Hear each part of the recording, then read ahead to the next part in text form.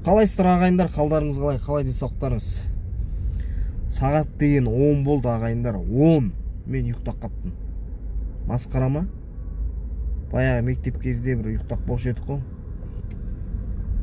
Оятпаса дәлше кете беретінше.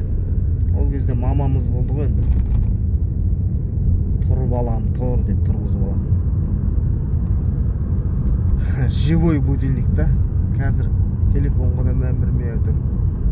Қатқап. Бірақ себебін айтайын. Сол ана деп атырып қойын. Сол анам бәленбай жыл болды. Жоғары кетіп қабет. Сол кісіні түсімде көріп, ұйқыға беріліп, дакансыз ұйықтағам. Ана түсті бөлгім келмеді да. Бұлай біліп жаттым, ойша тұруым керек, жұмысқа баруым керек. Айында, жылында бір түсіме кіріп қапты да. Ана түсті бұзғым келмейді ғой, бірақ мимен сезініп жатырмын. Көріп атқанымшы, біліп атқанды, көріп атқанды сезіп жатырмын. Бірақ түсті бұзғым келмейді да. Сондай сезім болып бет сіздерде. Аналарыңыз аман болсын.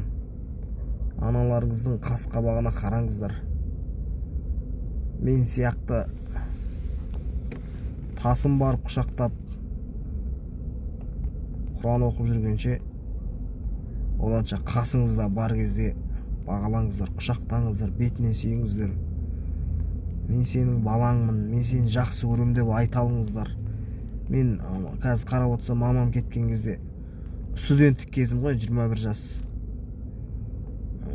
Миым толық болмады ма, или алып тұрған кезім ғой енді. Дұрыс қадірлей алмадым, дұрыс сыйлай алмадым деп қазір ойлаймын.